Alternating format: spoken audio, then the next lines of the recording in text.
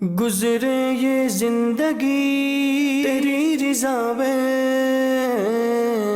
گزرے یہ زندگی تیری رضا میں، یا رب ہم سیکھ جائیں آداب زندگی، یا رب ہم سیکھ جائیں آداب زندگی۔ الحمدللہ رب العالمین والصلاة والسلام علی سید المرسلین، اما بعد فاعوذ باللہ من الشیطان الرجیم، بسم اللہ الرحمن الرحیم۔ الصلاة والسلام علیک یا رسول اللہ، الصلاة والسلام علیک یا حبیب اللہ، الصلاة والسلام علیک یا نبی اللہ وعلی آلک واصحابک یا نور اللہ۔ مدنی چینل کے ناظرین، الحمدللہ سلسلہ آداب زندگی کے ساتھ حاضر ہیں، اور اس سلسلے کی خصوصیت یہ ہے جانشین امیر اہل سنت حضرت مولانا عبید رضا عطاری مدنی مدظل العالی ہمارے ساتھ تشریف فرما ہوتے ہیں۔ آپ کے سوالات ہوتے ہیں، آپ کے کمنٹس ہوتے ہیں، آپ کے میسیجز ہوتے ہیں، اور اس پر ہم رہنمائی لیتے ہیں، مدنی پھول لیتے ہیں، گفتگو کرتے ہیں صاحبزادہ عطار سے۔ درود پاک کی فضیلت سماعت کیجئے۔ نبی پاک صاحب الاولاق صلی اللہ علیہ وسلم کا فرمان باقرینہ ہے کہ میں اہل محبت کا درود خود سنتا ہوں اور انہیں پہچانتا ہوں، جبکہ دوسروں کا درود مجھ پر پیش کیا جاتا ہے۔ صلو علی الحبیب صلی اللہ تعالی علی محمد صلی اللہ تعالی علیہ وسلم۔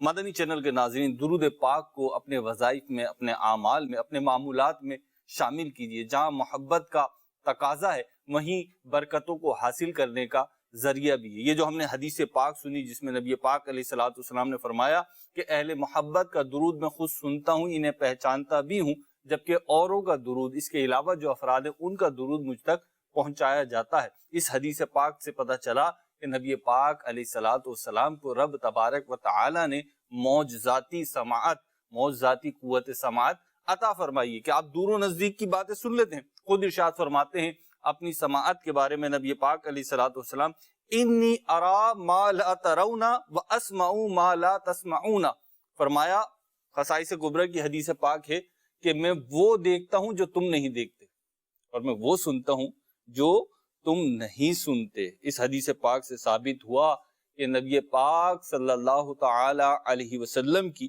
قوت سماعت و بصارت بے مثال اور معجزانہ شان رکھتی تھی، کیونکہ آپ علیہ السلام دور و نزدیک کی آواز کو یکساں طور پر سن لیا کرتے تھے۔ اعلیٰ حضرت امام اہل سنت فرماتے ہیں، دور و نزدیک کے سننے والے وہ کان لالے کرامت پہ لاکھوں سلام۔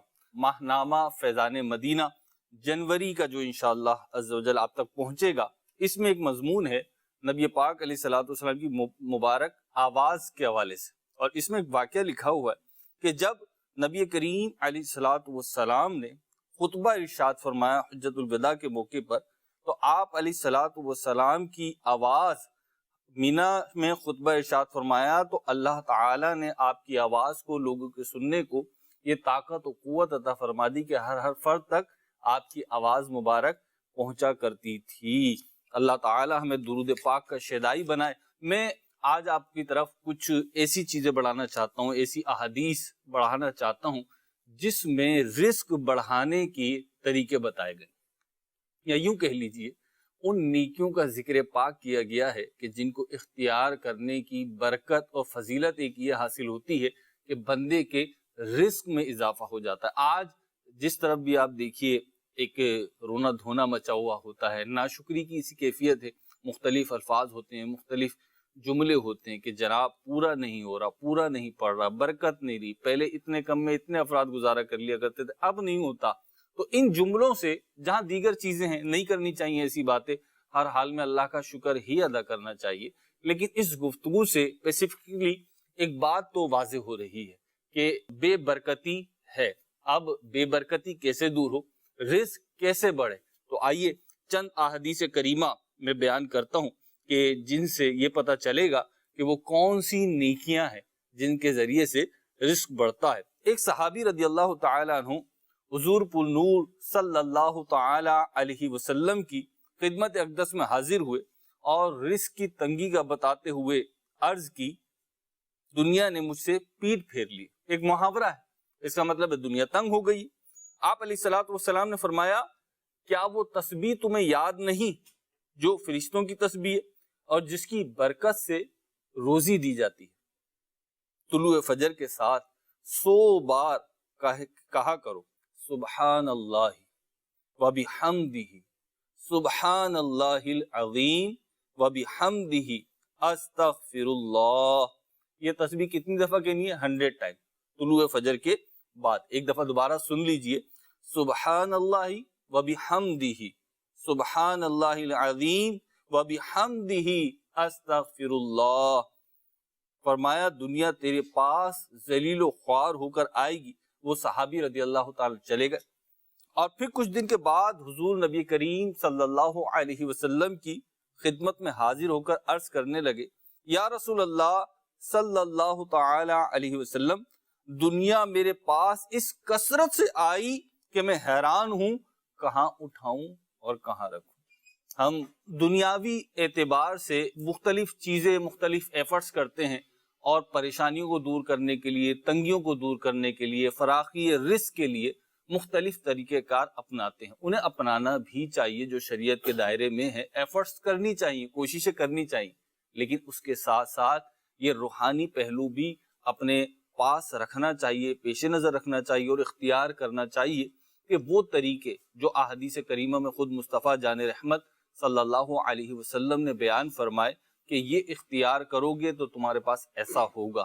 جیسے کہ یہ حدیث پاک میں نے آپ کے گوش گزار کری کہ جو طلوع فجر کے بعد 100 بار 100 ٹائمز یہ تسبیح پڑھے گا تو دنیا اس کے پاس ذلیل و خوار ہو کر آئے گی. اور پھر وہ صحابی رسول اپنا مشاہدہ بھی بیان کر رہے ہیں کہ جب میں نے یہ عمل کیا تو پھر ایسا ہی ہوا. تو الحمدللہ عز و جل یہ وظائف ہیں، اس کو اختیار کیجئے. یہ جو میں نے آپ کے سامنے بیان کیا ماہ نامہ فیضان مدینہ کے صفحہ نمبر 18 پر یہ مضمون موجود ہے. جنوری کا ماہ نامہ فیضان مدینہ جو مکتبۃ المدینہ پہ آنے والا ہے اور انشاءاللہ آپ کے گھروں پہ بھی پہنچنے والا ہے، اس میں مضمون شامل ہے. اگر آپ لیتے ہیں تو مرحبا، نہیں لیتے تو ماہ نامہ فیضان مدینہ حاصل کرنے کی، اس کی بکنگ کرانے کی نیت فرما لیں. حضور مرحبا. گفتگو جو ہماری سٹارٹ ہوئی وہ اس بات سے سٹارٹ ہوئی کہ ہم جب دنیا میں کوئی پریشانی آتی ہے، تنگی آتی ہے، تو دنیا کے اعتبار سے مختلف چیزوں کو، مختلف ذرائع کو اور مختلف کوششیں ہم کرتے ہیں. وہ کرنی بھی چاہیے جو شریعت کے دائرے میں، لیکن اس کے ساتھ ساتھ جو احادیث کریمہ میں نبی پاک علیہ الصلوۃ والسلام کی تعلیمات میں وظائف، اوراد یا اذکار آئے ہیں، جو نیکیاں ایسی آئی ہیں کہ یہ نیکی کرو گے تو تمہیں یہ چیز حاصل ہوگی، ان کو بھی اختیار کرنے کی کوشش کرنی چاہیے. اب واقعی یہ کہ جہاں پہ ہم دنیاوی تدبیر کرتے ہیں، جی، جو صورتحال میں اختیار کرتے ہیں، جو صورت اپناتے ہیں کہ کسی طریقے سے ہمارے یہ کام بن جائے، تو ظاہر ہے کہ احادیث میں جو اوراد و وظائف آئے ہیں وہ بالکل ہمیں اپنانے چاہیے، دعا بھی کرتے رہنا چاہیے. تو دنیاوی معاملوں جو تدبیر ہے نا، اصل ضرورت دعا ہے کہ بندہ یعنی دعا کرے، اللہ کی بارگاہ میں رجوع. اللہ کی بارگاہ میں دعا کریں اور کس کی بارگاہ میں؟ ٹھیک، دعا کریں، تدبیر بھی کریں، دعا بھی کریں، چونکہ ہمیں تدبیر کا حکم ہے. اب کرتے تو ہیں دعا، یعنی بالآخر تو دعا ہی کی طرف آتے ہیں، لیکن اولاً جب کوئی مسئلہ ہوتا ہے تو پہلے ہم تدابیر کی طرف جاتے ہیں. اس پہ دنیاوی تدبیر، جی، دنیاوی تدابیر کو اختیار کرنے، اس پہ جیسے آپ بھی فرما رہے ہیں کہ وہ اختیار تو کرنی چاہیے، لیکن ایک مومن کی شان کے اعتبار سے دیکھیں تو پہلے تدابیر کی طرف جا رہے ہیں. جب اس میں فیلئر ہو گیا، یعنی اگر ہم دیکھیں تو سب سے زیادہ معاملہ ہاسپٹلز میں دیکھنے میں آتا ہے کہ ڈاکٹر یہ جملہ کہہ رہے ہوتے ہیں کہ بھئی اب کچھ نہیں ہو سکتا، اب دعا کرو. اچھا، پھر لواحقین جو ہوتے ہیں وہ بھی دیگر افراد کو کہہ رہے ہوتے ہیں ڈاکٹروں نے جواب دے دیا ہے، ہاسپٹل والوں نے جواب دے دیا ہے، جناب اب تو صرف دعا کریں، بس دعا کر دیں آپ. تو اب آ رہے ہیں، پہلے کیوں نہیں آئے؟ نہیں، اس میں جو ہے وہ یہ نہیں کہہ سکتے کہ پہلے وہ نہیں ہے دعا کے لیے. اب یہاں جو ڈاکٹرز کہتے ہیں نا جی کہ اب جو ہے نا وہ دعا ہی کام آ سکتی ہے، ہم تو فیل ہو چکے، اب دعا کریں بس. یعنی اس سے مراد یہ نہیں کہ پہلے آپ نے دعا نہیں کی یا پہلے ہمارے پاس ہے، یہ یعنی ہم جو کر سکتے تو وہ کر چکے. ہاں، ہم نے جو تدبیر کرنی تو وہ کر لی، ٹھیک ہے. تو پہلے بھی اب دعا گویا کہ کر ہی رہے تھے، اب بھی دعا ہی کرے. اب یعنی ہماری تدبیر دنیاوی جو تدبیر ہے نا وہ ختم ہو گئی، اب صرف دعا ہی ہے. امیر سنت فرماتے ہیں چاہے مسئلہ چھوٹا ہو یا بڑا، جی، شروع ہو یا آخر، صحیح، دعا کرتے رہنا چاہیے. جیسے مسئلہ آیا دعا کرتے ہیں، اللہ کی بارگاہ میں عرض کر دیں. پھر تدبیر شروع کر دیں. اور وہ مدنی مشورے جو ڈائری مدینہ ڈائری کے شروع میں لکھے ہوتے تھے اس میں ایک یہ بھی ہوتا تھا کہ چاہے دل ہی دل میں کریں بالکل لیکن کر لیں, بالکل کر لیں. عادت بنا لیں گے. اپنی عادت سے میری مراد ہماری روٹین میں آ جائے, ہم اس چیز کو یاد رکھیں. ہوتا کیا ہے کہ بہت یوزل جو چیزیں ہوتی ہیں نا وہ ہم بھولنے لگتے ہیں, اسے اگنور کرنے لگتے ہیں. ایسا نہیں کرنا. دعا کی اہمیت ختم نہیں ہوتی. جیسے کہ شہزادہ حضور نے فرمایا کہ بڑی پرابلم ہو چھوٹی پرابلم ہو چاہے جیسی بھی ہو, اللہ پاک کی بارگاہ میں رجوع کریں. وہی مسائل کو, پرابلمز کو, پریشانیوں کو ختم کرنے والا, حل کرنے والا ہے. آپ نے کہا, جب میں ابھی سن حاضر ہوا نا, تو آپ نے کہا کہ آپ کے جو گوشت گزار کیے, میں نے سنائی. یہ کیا ہوتا ہے؟ وہ پیچھے سے بات چل رہی تھی, میں نے ایک حدیث پاک سنائی تھی. تو سنانے کے لیے یا کہنے کے لیے ایک تھوڑے سے یہ الفاظ ہوتے ہیں کتابوں میں, وہ زبان پہ چڑھے ہوئے ہیں. اللہ نے چاہا تو تربیت ہوتی رہے گی آہستہ آہستہ زبان. اب زبان کے آگے جو میں لفظ کہنا چاہ رہا تھا نا وہ تھا سہل ہو جائے گی, تو بہرحال آسان ہو جائے گی انشاءاللہ اللہ نے چاہا تو. عوامی نیت اس کی یہ ہوتی ہے, جو تربیت ہے ہمارے بڑوں کی, وہ بھی اسی لیے کہ کیونکہ مدنی چینل جو ہے وہ نیکی کی دعوت عام کرنے والا آلہ ہے, تو ہمیں نیکی کی دعوت دینی ہے. اگر ہمارے الفاظ, ہمارے جملے, ہمارا پیغام ہی صحیح طور پہ پہنچ نہیں سکا, سمجھ ہی نہیں آیا, تو پھر اس سے اصلاح کا مقصد جو ہے وہ حاصل نہیں ہو پائے گا. اس کو یوں سمجھ لیں جیسے ایک بندہ جو نا بالکل کھڈے کے پاس کھڑا ہے. اب ہم نے اس کو بتانا وہ ہے اردو دان, ہم نے یعنی اردو سمجھتے ہیں ہمارے ماحول کے, بھی آگے کھڈا ہے. اب جو کسی نے کسی اور زبان میں بولے, کوئی مشکل لفظ کہا, وہ تو آگے ہی جائے گا, وہ سمجھتے سمجھتے کھڈے میں بےچارا چلے جائے گا. ٹھیک ہے, تو مدنی چینل آپ بھی یہ بات ذہن میں رکھیے. دیکھیں ہو جاتا ہے, جیسے ابھی میری ہاتھوں تربیت ہوئی ہے تو میں آپ سے عرض کروں یہ ہو جاتا ہے, یعنی میرے ساتھ بھی ہو جاتے ہیں. اچھا, میں بھی بازو کا دستان. اچھا, اسی نیت کے ساتھ اکثر ہم اسی نیت کے ساتھ بیٹھتے ہیں کہ ایسے الفاظ استعمال کریں گے کہ جو لوگوں کی سمجھ میں آئے, لیکن وہ چیزیں کچھ زبان پہ چڑھی ہوئی ہوتی ہیں تو وہ آ جاتی ہیں. آپ کو میرا مشورہ ہے, ہم تو چلے مدنی چینل پہ بیٹھے ہوئے, آپ کو میرا مشورہ ہے, حضور آپ بھی اس میں ارشاد فرمائے گا کہ جیسے گھر میں کبھی بچوں کو, چھوٹوں کو, ملازمین کو, اپنے نیچے والے افراد جو ہوتے ہیں ان کو کوئی آرڈر دے رہے ہوتے ہیں, کوئی مشورہ دے رہے ہوتے ہیں, اب وہ صحیح کنوے ہی نہیں ہو پایا, صحیح پہنچ ہی نہیں پایا, وہ انڈرسٹینڈ ہی نہیں کر پایا. اچھا, حضرت کا جلال ایسا ہے کہ اس کی یہ بھی ہمت نہیں ہوئی کہ آپ کہہ کے آ رہے ہیں, سمجھ تو آیا نہیں, وہ بیچارہ گردن ہلا کے چلا جاتا ہے, کام غلط ہو جاتا ہے, پھر آپ اس کی کرتے ہیں سرزنش. تو اس میں گھر والوں کو, باس کو, مینیجر کو, یا جو بھی ایسی پوسٹ پر ہے جس کے ماتحت افراد, جس کے نیچے کام کرنے والوں کی ایک لیئر یا 2 لیئر یا 4 لیئرز ہیں, اور بعض اوقات تو سینکڑوں افراد ہوتے ہیں, اور ایک غلط پیغام, بلکہ غلط پیغام نہیں, پیغام درست ہوتا ہے, الفاظ کا غلط چناؤ یا ایسا چناؤ جو نیچے والوں کو سمجھ میں نہیں آئے گا, وہ کافی کام بگاڑ دیتا. اب اس میں یہی ہے کہ جو صاحب ہیں جی, وہ جو کہنا چاہتے ہیں, جو کام چاہتے ہیں, وہ ان پر ہے کہ آیا کہ وہ اپنے کام چاہنے میں سیریس ہیں یا نہیں. اگر سیریس ہیں, ان کا ذہن بنا ہوا ہے کہ بھئی مجھے یہ کام کروانا ہے. اب ظاہر ہے کہ جب چھری کسی پر چلانی ہے تو بتائے کس طرح چلانی ہے, اس دھار والی حصہ چلانا کہ الٹا چلانی ہے چھری. الٹا چلائیں گے تو اپنا انگوٹھا کٹ جائے. بالکل. اچھا, چائے اگر پینی ہے تو کس طرح پینی ہے, پلیٹ سے کھانا کس طرح اٹھانا ہے, لقمہ کس طرح اٹھانا ہے, یہ طریقہ ہے نا. جی, اگر آپ چاہتے ہیں کہ بھائی کام آپ کا ہو تو تھوڑا صبر تحمل کے ساتھ, بالکل بردباری کے ساتھ, یہ بالکل نرمی کے ساتھ جو ہے نا اس کو بتائیں, تفصیل سے سمجھا دیں. ہاں سمجھا دیں. تفصیلی ضروری نہیں ہے کہ چونکہ ٹھہر ٹھہر کے یہ کہیں گے نا تب بھی سامنے والا سمجھ آئے. چونکہ وہ اب جو لیبر طبقہ جو ہوتا ہے وہ بیچارہ بعض اوقات جو ہے نا وہ اسپیڈ والی گفتگو نہیں سمجھ پاتا. اچھا, بعض جو عادی ہو جاتے ہیں تو وہ صرف وہی الفاظ سمجھ جائیں گے, بھائی مشین آن کر دو, آف کر دو, یہ کر دو, وہ کر دو, یہ تو سمجھ جائیں گے. چلو کچھ اور بولیں گے نا, مائک آن کر دو, مائک کبھی دیکھا ہی نہیں ہے, ایک مثال دے رہا ہوں, کبھی دیکھا ہی نہیں, بیچارہ کیا آن کرے گا. کلم الناس علی قدر عقولہم, لوگوں سے ان کے عقلوں کے مطابق کلام کرو. جزاک اللہ. تو خیر اگر آپ نے کام کروانا ہے تو پھر طریقے سے. ٹھیک ہے. امیر اہل سنت کا بھی ہم نے یہی معمول دیکھا کہ آپ ایک دفعہ تربیت کر دیتے ہیں, اچھی طریقے سے سمجھا دیتے ہیں, اور بلکہ مطلب وہ پوچھ بھی لیتے ہیں نا. ہم نے تو یہ دیکھا کہ پوچھ بھی لیتا ہے پوچھنے والا, اتنی بڑی شان ہونے کے باوجود سامنے والا پوچھ لیتا ہے کہ حضور آپ کی بات سمجھ نہیں سکا یا یوں محسوس ہو رہا ہے, تو وہ وضاحت بھی آ جاتی ہے. پھر بہرحال مجھے اس پہ اپنا یاد آیا کہ اب جیسے بعض اوقات سفر ہو رہا ہوتا ہے, اب دیکھا کہ کوئی موٹر سائیکل سوار جا رہا ہے اور اس کا سائڈ اسٹینڈ جو ہے وہ کھلا ہوا ہے. اب ذرا اس کے لیے خطرناک ہے یہ. اچھا, میرے ساتھ ہوتے ہیں گن مین, اب مجھے اس طرح اس کو روکنا ہے کہ وہ بھاگے نہیں. ٹھیک ہے، وہ خوف کے مارے بھاگ جائے اب بیچارہ, وہ کچھ اور ہی سمجھے. وہ کچھ اور سمجھے, اس کو بالکل مسکرا کے اور یوں کر کے ایک دوسرے امام شریف اس کے برکت سے اگلا یہ تو نہیں سمجھا کہ کوئی ڈاکو آ رہے ہیں. باغ ہوتا نا, پتہ نہیں میرے سے کیا ہو, کوئی ایسی غلطی ہوگی کہ یہ کوئی پرابلم آ ہو گیا, گئی. کوئی مسئلہ ہو گیا. تو یوں ایسا ہوا بھی ہے نا کہ کوشش کی روکنے کی مگر بیچارہ نکل گیا. اللہ اکبر. تو اب جو نا بالکل ایسی یعنی ترکیب کرنی پڑتی ہے کہ وہ رک جائے. اچھا یوں حارثین بھی ٹرینڈ ہے کہ ان کو بھی اشارہ دے دیا تو وہ پھر خود ہی بولتے ہیں آپ کا سائڈ اسٹینڈ. اب اگر ہم اس طریقے سے روکیں گے تو بیچارہ بھاگ ہی جائے گا, بلکہ جو اسی وہ ہوتا ہے اس کا حادثہ ہو جائے گا, یوں اگر کٹ مارنے جائے گا تو الٹی طرف. یعنی آپ کی خیر خواہی کو وہ کچھ اور ہی نہ سمجھ. بالکل. بڑھتے ہیں آپ کی کاز کی طرف. میرا سوال یہ ہے, پاکستان سے 2 عورتیں جو شادی شدہ ہیں اور وہ عمرے پر جانا چاہتی ہیں, ان کے ساتھ کوئی محرم نہیں ہے, کیا وہ کسی ایسے گروپ کے ساتھ جس میں بہت سے غیر مرد اور عورتیں ہوں ان کے ساتھ عمرے کرنے جا سکتی ہیں یا نہیں؟ دراصل اس میں یہ ہے کہ عورت کے لیے جو ہے وہ سفر کرنے کے لیے جی. محرم یا شوہر کی ضرورت ہے, یہ شریعت نے اسے لازم فرمایا ہے. ٹھیک ہے. تو جب تک اس کے ساتھ محرم یا شوہر نہیں ہے تو وہ سفر پہ نہیں جا سکتی. اگر جائے گی تو قدم قدم اسے گناہ ملے گا. ٹھیک ہے. اچھا چاہے یہ سفر عمرہ میں ہو, کوئی وہ ہے, اس میں مقدار ہے یا کوئی بھی سفر؟ شرعی مسافت کے جس سے ہم ہمارے یہاں عرفاً جو ہے یہ تقریباً جو 92 کلومیٹر, ٹھیک ہے. اس ہر ایک کے منزل کے حساب سے ہوتا ہے, ٹھیک ہے. ورنہ یہ تقریباً 92 کلومیٹر ہے, ٹھیک ہے. یعنی 3 دن کی مسافت.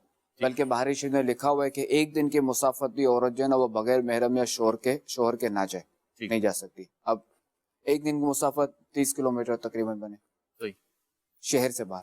صحیح. مزید بھی کال شامل کرتے ہیں. یہاں پہ میں آپ کو ایک مشورہ بھی دوں گا. ویسے سوال تو آپ کا عمرے کے لحاظ سے تھا اور صاحبزادہ حضور نے جواب بھی ارشاد فرمایا. ایک کتاب ہے امیر اہل سنت کی, پردے کے بارے میں سوال جواب, تو وہ آپ خود بھی پڑھیں, اپنے گھر کی جو خواتین ہیں ان کو بھی پڑھائیں, انشاءاللہ بہت فائدہ حاصل ہوگا. اگلی کال دیجیے. ایک سوال عرض ہے کہ ہمارا مچھلی کا کاروبار ہے, آپ کوئی مچھلی لینے آتا ہے تو 15 کلو سے اوپر مثلا 550 گرام ہوتا ہے یا اوپر 100 گرام ہوتا ہے تو وہ پورے کے پیسے دے دیتا ہے, لیکن اگر اوپر 70 یا 75 گرام ہو تو اس کے پیسے وہ نہیں دیتا. تو کیا میں اضافی گرام کے پیسے وصول کروں یا چھوڑ دوں؟ اور اگر 70 گرام زیادہ ہو تو کیا میں 100 گرام کے پیسے وصول کر سکتا ہوں؟ اس کا جواب ارشاد فرما دیجیے. یعنی اس میں یہی ہے کہ اگر 70 گرام ہم دے رہے ہیں زیادہ, 1 کلو 70 گرام, اور آپ پیسے لیں 1 کلو 100 گرام یعنی 1100 گرام کے ٹوٹل, جی. تو یہ تو درست نہیں ہے. البتہ اگر لینے والا اپنی خوشی سے دے رہا ہے وہ ایک الگ چیز ہے. ٹھیک ہے. اسی طرح اگر آپ ان کو دے رہے ہیں 15 کلو یا 5 کلو 100 گرام, ٹھیک ہے. یا 5 کلو 60 گرام, ٹھیک ہے. تو یہ جو 60 گرام اضافی, اب اس کے بھی پیسے ان سے مانگ سکتے ہیں, آپ کو بالکل مانگ سکتے ہیں, آپ کی چیز ہے, ٹھیک ہے, ان کا رائٹ ہے, ان کا رائٹ ہے. لیکن حضرت مارکیٹ میں مطلب نارملی ہم جو مارکیٹ کی بات کریں اگر, تو عموماً دکاندار چھوڑ بھی دیتے ہیں. اچھا کسٹمر نہیں دیتا تو بھی دکاندار راضی ہو گیا, یعنی بل فرض میں سپوز کر لیتا ہوں 5 کلو مچھلی لی, اب 5 کلو مچھلی بنی 2500 روپے کی, اور 5 کلو 70 گرام ہے تو ایک سپوز کر لیتے ہیں کہ 2530 روپے بنے.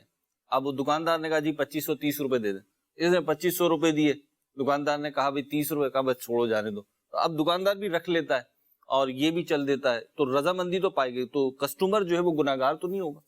میں یہاں یہ مسئلہ نا سوال, ٹھیک ہے. اچھا سوال کیا اس نے, سوال والا آ سکتا ہے, بارگیننگ میں نہیں آئے گا یہ. بارگین میں تو اس وقت آتا ہے نا جب پہلے طے کر رہے تھے. ٹھیک ہے. ٹھیک, اگلی کال دیجیے. سلسلہ دعوت زندگی بہت اچھا ہے. میری امی کی جان کے لیے دعا فرمائے کہ میری امی جان کو صحت عطا فرمائے. اللہ تعالیٰ آپ کی امی جان کو صحت دے, تندرستی دے, نیکیوں بھری طویل زندگی عطا فرمائے, نیکیوں بھری لمبی زندگی عطا فرمائے. ٹھیک ہے جی, اگلی کال دیجیے. ماشاءاللہ آپ کا یہ سلسلہ بہت ہی پیارا ہے. میں حاجی عبید رضا اتاری سے یہ مدنی عرض ہے کہ شہزادہ اتاری بتائیں کہ مجھے روزانہ رزق کے حلال کی فکر ہوتی ہے اور بس اسی فکر میں پورا دن نکل جاتا ہے, تو اس فکر کو دور کرنے کے لیے کیا کیا جائے, وضاحت فرما دیں. بالکل رزق حلال کی فکر ہونی چاہیے, اس میں کوئی حرج نہیں ہے, اور ایسی فکر ہی نہ ہو کہ ہم عبادت سے ہی غافل ہو جائیں اور 12 گھنٹے پورا دن رات اسی میں گزار دیں. رزق حلال کمائیں اور اللہ تبارک و تعالیٰ کے احکام کے مطابق اپنی زندگی گزاریں, کوئی حرج نہیں, کہ کسب حلال تو ظاہر ہے کہ وہ عبادت ہے. ٹھیک, ایک مسئلہ پوچھا گیا ہے حمزہ اتاری ہیں، مسئلہ یہ پوچھ رہے ہیں کہ جی میں سلام کی حالت میں ہوں، کوئی مجھے سلام کر رہا ہے تو اب جواب فوراً دوں گا یا تاخیر کروں گا؟ اور تاخیر کروں گا تو گنہگار تو نہیں اس ہوں؟ حالت میں نماز اچھا کی حالت۔ نماز میں نہیں، پھر تو ظاہر ہے کہ وہ جواب دینا واجب ہی نہیں ہے۔ اگلی کال دیجیے۔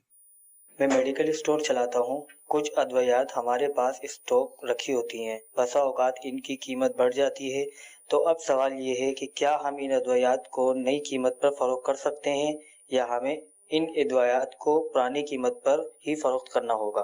ٹھیک ہے، ظاہر ہے کہ آپ کی چیز ہے، آپ جائیں تو جس قیمت پہ فروخت کر سکتے ہیں بیچ سکتے ہیں، ورنہ تو یہی کہا جائے گا کہ مسلمانوں کے ساتھ ہمدردی کی جائے کہ آپ کو جتنے کی پڑی پرانی قیمت پہ بیچ سکتے ہیں، بیچے تو اچھا ہے، ورنہ آپ نیو قیمت پہ بھی بیچ سکتے ہیں۔ ٹھیک، اور دوسرے ہے کہ جہاں حکومتی معاملات ہوتے ہیں، جہاں حکومت طے کرتی ہے تو وہاں پھر جو ہے وہ قانون کے مطابق ہی چلنا ہوگا۔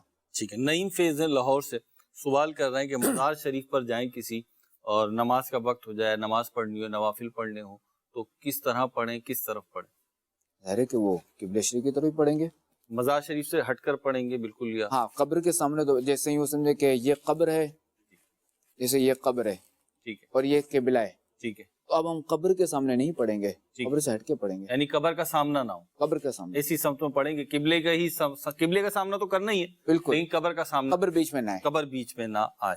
ٹھیک ہے، مزید سوال دیجیے۔ میرا نام محمد طاہر اتاری ہے، کراچی سے عرض گزار ہوں۔ میرا سوال یہ ہے کہ جائیداد کے لین دین میں جب بروکر دو پارٹیوں کو ملواتا ہے تو پارٹیاں بظاہر بروکر پر یہ ظاہر کرتی ہیں کہ وہ اس سودے یا ریٹ وغیرہ سے متفق نہیں، لیکن بعد میں بروکر کو ہٹا کر خود سودا کر لیتی ہیں۔ کیا ایسی صورت میں بروکر کو اپنی بروکری کا مطالبہ کر سکتا ہے؟ دیکھیں یہاں جو ہے نا وہ صورتیں ہیں، دو صورتیں ہیں، ایک تو یہ کہ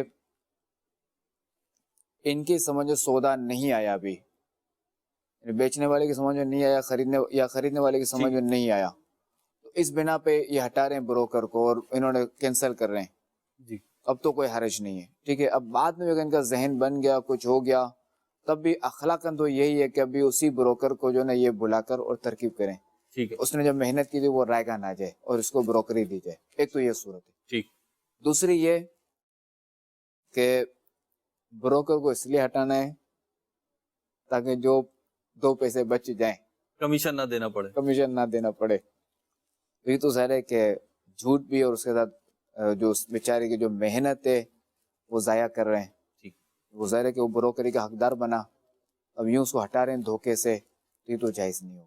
تو بعض اوقات ہم دیکھتے ہیں معاشرے میں کیفیت دیکھتے ہیں کہ کسی کا حق بن رہا ہوتا ہے، رائٹ حق ہے اس کا، یعنی اس کا بنتا ہے کہ بھئی یہ تو بنتا ہے اس کا، لیکن لوگ دیتے ہوئے نا ان کے دل ٹوٹ رہے ہوتے ہیں، جیبیں پکی ہو جاتی ہیں کہ نہیں کسی طریقے سے بچ جائیں۔ جیسے یہ کمیشن والا معاملہ ہے، اب وہ کہتے ہیں بھئی میں نے خریدا، اس نے بیچا، تمہارا کیا لینا دینا، تم کیسے مطلب اس کو اتنے دے دیں۔ بعض اوقات پراپرٹی بڑی ہوتی ہے یا بعض اوقات چھوٹی بھی ہوتی ہے تو ذہن نہیں قبول کر رہا ہوتا، یہ جو ایک سائیکی ہے ایک نفسیاتی طور پہ کہ ان کو کیوں دیں، تو اس کا کیا کچھ اس کا بھی حل ہو؟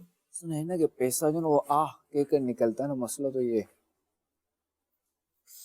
اس کے نکلنے میں تو مسئلہ ہے سارا، ٹھیک، ساری لڑائی اسی پہ، ڈالنے میں تو ہی نہیں، ٹھیک، تقریباً لڑائی اسی پہ۔ کچھ ایسا ہونا، لیکن کہ بھئی دیکھیں ہم اپنے اعتبار سے اگر میں بات کرتا ہوں، میں اپنی بات کر لیتا ہوں، چلے ایک مثال کے طور پر میں چاہتا ہوں میرے کیوں ایک پائی بھی نہ دبائیں، روپیہ 10 روپے کروڑ روپے تو بڑی بات ہے، میں چاہتا ہوں میری ایک پائی بھی کسی پہ نکلتی ہے تو وہ خود آ کر خوش دلی کے ساتھ دے دے، اپنے بارے میں تو میں چاہتا ہوں، لیکن جب دوسرے کا معاملہ آتا ہے تو میں چاہتا ہوں یہ بھی فری میں مل جائے، یہ بھی فری میں کام ہو جائے، اس نے کیا ہی کیا ہے، 10 منٹ کا کام انکمنگ ہے نا، ہاں آؤٹ گوئنگ نہیں ہے، ٹھیک ہے، انکمنگ قبول ہے، out incoming free out going جو ہے نا وہ قبول۔ نہیں، اس میں ظاہر ہے کہ اب اس بیچارے نے محنت کی ہے تو اس سے اس کی محنت کا دینا چاہیے۔ ٹھیک ہے، اب کئی بار ایسا ہوتا ہے کہ ظاہر ہے کہ وہ پیسہ خرچ کرنا جی نہیں چاہتا، مگر چونکہ اب ظاہر ہے کہ دیکھا جائے تو اخلاق کرنے شرم نہیں، ظاہر اس کی محنت ہے، ہم اس کی محنت مار رہے ہیں نا، کہ ظاہر ہے کہ وہ اگر نہ آتا تو ہمارا سودا کیسے ہوتا، مین کروانے والے ہی وہی ہے۔ جی، اور یہی سائیکی وہاں ہوتی ہے جہاں آپ دیکھیں کہ ملازمین ہیں، ڈیلی ویجز پہ کام کرنے والے ہیں، اب ان سے کام کرایا، جب ان کی اجرت کا وقت، ان کی ایک پے کا وقت آئے گا نا تو ایسے دے رہے ہوں گے گویا کہ احسان کر رہے ہیں، حالانکہ آپ ان سے کام لیجیے۔ بالکل، ہاں بالکل، احسان تو ہے نہیں ہے، جی، احسان تو ہے نہیں، اب وہ دے ایسے رہے کہ جیسے تم نے احسان کیا۔ تو بہرحال یوں نہیں وہ تو کرنا. حقدار ہے شرن جی اپنے کیا کہتے ہیں وہ اجرت کا. ٹھیک ہے، وقت پہ دیں، بلکہ دین اسلام کی تعلیمات تو یہ ہے کہ وقت سے پہلے دے دے، یعنی اس کا پسینہ خشک ہونے سے پہلے اس کو اجرت دے دے اس کی اجرت. حضور ایک سوال ہے، ہماری اسلامی بہن کا سوال ہے لاہور سے، اور کہہ رہی ہیں کہ اسلامی بہنیں گھر کا کام کاج وغیرہ جو کرتی ہیں اس میں کیا کیا نیتیں کریں کہ انہیں زیادہ سے زیادہ ثواب ملے. ایک تو یہ کہ وہ شوہر کا دل خوش کرنا. ٹھیک ہے.